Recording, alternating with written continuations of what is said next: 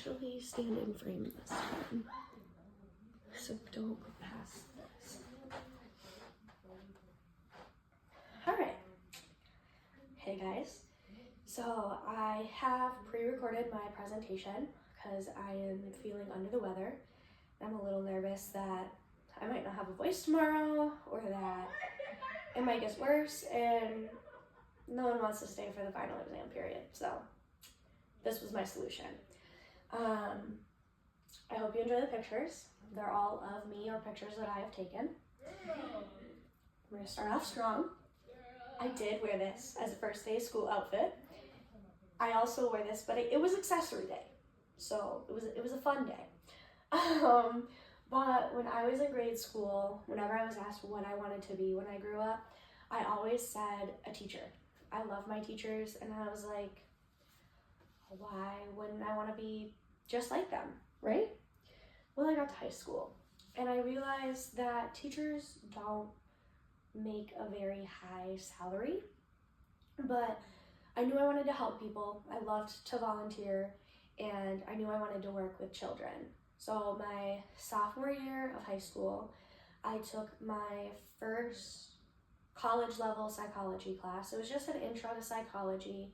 It was dual enrollment, and I loved it. And that's pretty much where I was like, I'm gonna go to college and I'm going to major in psychology.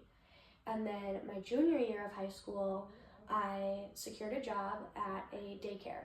And I've worked with infants all the way up to 12 years old for the last 5 years, because I go back in the summer and I work there, and I have some pictures with the kiddos, but for confidentiality reasons, like I can't put them in my presentation. So this is my little cousin Johnny, he's 2, and then this is my sister Rowan, she's 8, and this is Charlie, she just turned 10 on Friday. So I love working with kids. Like, I knew coming in that I wanted to look at child psychology. So immediately knew I wanted to be a psychology major, and then looking at the requirements, it's one of those majors that has the lower end of requirements. So I picked up the social work minor because they kind of go hand in hand, and then I almost picked up a criminal justice major because I really like to look at true crime. I recently looked at the Menendez brothers case, and they killed their parents out of fear that their dad was going to kill them because there was sexual abuse in the home. And if they came out with saying, hey, my dad sexually abused me, like, he threatened to kill them. And recently the case has kind of been reopened because the brothers were sentenced to life without parole. And new evidence of the sexual abuse has come up, and so a district attorney has decided to appeal their case and see if they could get out. So I've kind of been following that case, and then I recently started watching a documentary about Billy Mulligan. He was arrested for rape and robberies, but he didn't remember them, so he was diagnosed with DID, dissociative identity disorder, or multiple personality disorder, and his other personalities were committing these crimes, so he wouldn't remember. So that kind of like ties into the psychology field, but I decided I wanted to graduate in 3 years instead of staying for the full 4, because I did come in with a full year of credits through dual enrollment through high school. So I came in thinking I was a freshman, but I was actually a sophomore, and I had to jump through a few hoops to try and get into those higher level courses, because in my transcript it was listed that I was a freshman or a sophomore, and I was trying to get into a sophomore or junior level course. So that was kind of like the hardest thing about going through the major, is that I knew I was ready for certain courses, but the handbook said I wasn't based on my grade level. I actually took an honors 490 course with Dr. Kirk my very first semester, Monday, 7:50 a.m., first class, and it was horror and anxiety, which also tied in like the psychological aspect, which was really cool. But he asked us a question and then told us to get into groups to discuss it, and I was like, I'm way in over my head. There's no way I can do this. But I got through that first semester just fine. Like, I got through that class, and that told me that, yes, you are ready for these higher level courses. And being able to know that I needed to take those higher level courses was really easy to pinpoint with the LAC requirements and the major minor requirement sheets. I printed them off and would mark down which ones I've taken, which ones I'm going to take what semester. So that was really easy for me to pretty much pave my own path for my education, to know what classes I wanted and needed to take. And then obviously I went to my advisor and was like, hey, here's my idea. Like, I had a full 4-year plan from the first semester I was here, and then I changed it to 3 years because I did drop that criminal justice major. But through that, I was also able to plan out taking some fun courses. Like, this is Niagara Falls. I did an Intro to Canada course as an ILT last spring with Mike Fales. It was him, me, and one other student. And so it was really cool. We got to explore what we wanted, learn about Canada's history. Didn't really have anything to do with psychology, but it's definitely an experience that I don't think I would have really had elsewhere.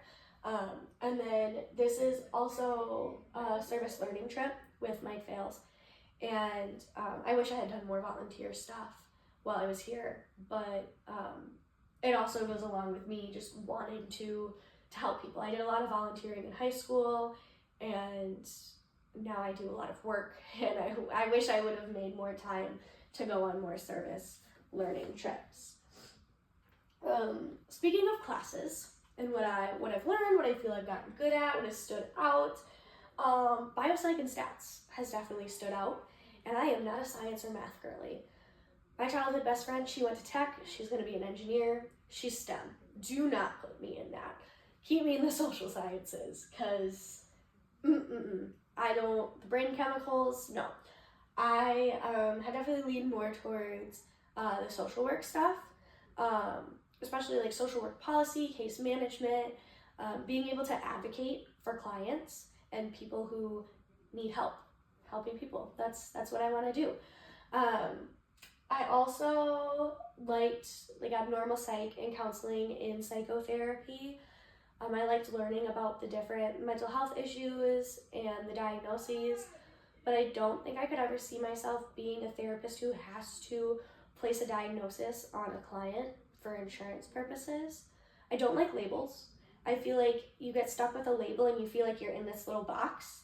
And unless there's a way for me to motivate clients to be out of that box, I don't think I could ever like diagnose a patient or let them know like, hey, for insurance purposes, like this is what you're being described as, because there's a lot of stigmatism too. Someone else hears that label and what do you think when you hear bipolar disorder or schizophrenia or multiple personality disorder? Like, you automatically put those people into a category, and sometimes people get stuck and they can't get out of it, and I don't want that.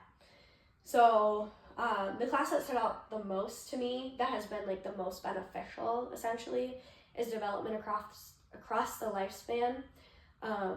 There's no way that like Erickson's model is just pull it out and put it on a screen like that. I'd have to look it up. But I have an idea of like what the stages are essentially. And right now I work with 3 and 4-year-olds. So they're going through some more independence because they're now going to school. They're preschoolers. They're not spending every day with mom and dad or whatever guardian they have.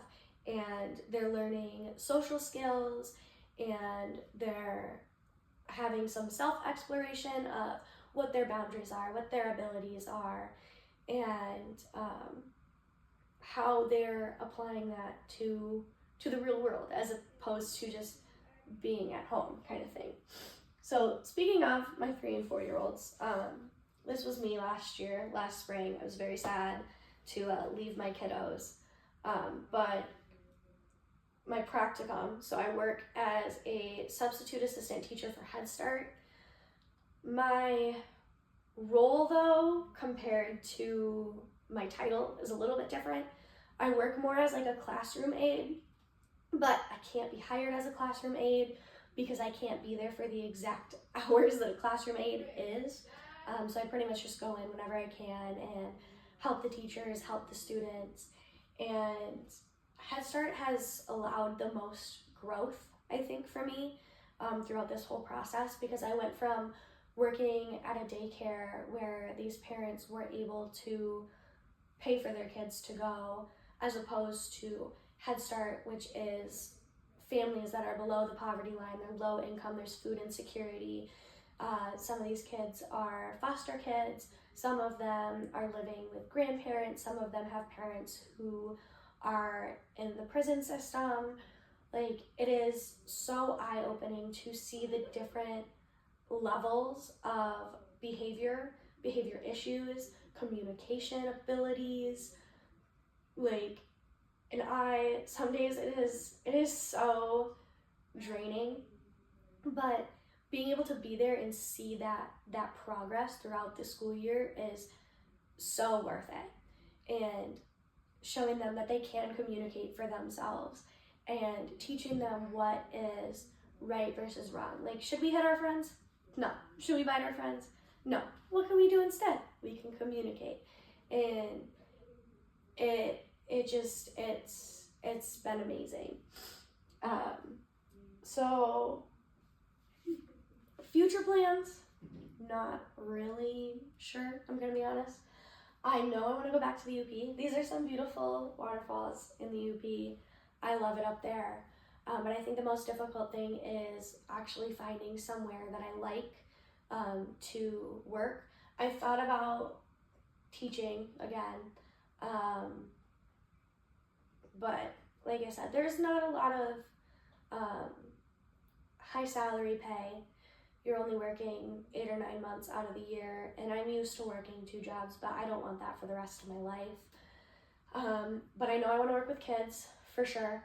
I want to advocate for kids, for adults, for mental health. In the UP, if I wanted to go see a therapist, I'm driving at least an hour. And maybe that therapist has different spiritual beliefs than me, so I gotta drive an hour in a different direction. Like, there's not a lot of opportunities, there are not a lot of options, and there's a lot of stigmatism around mental health in the UP. So I really want to open up, find a way to open up equal opportunities and advocate against that stigmatism. I feel like social media has allowed for that stigmatism to like lessen a little bit, but in the UP I definitely like feel where it's the worst right now. And no matter where I go or where I end up, I'm hoping that I can get into a company that would be willing to pay for my master's down the road. I'm not ready for my master's right now. I want to see what I can do with my bachelor's first. I want to see what opportunities there are for me and where I can apply my passions and my beliefs within the psychology field before I decide to go on and further my education, essentially.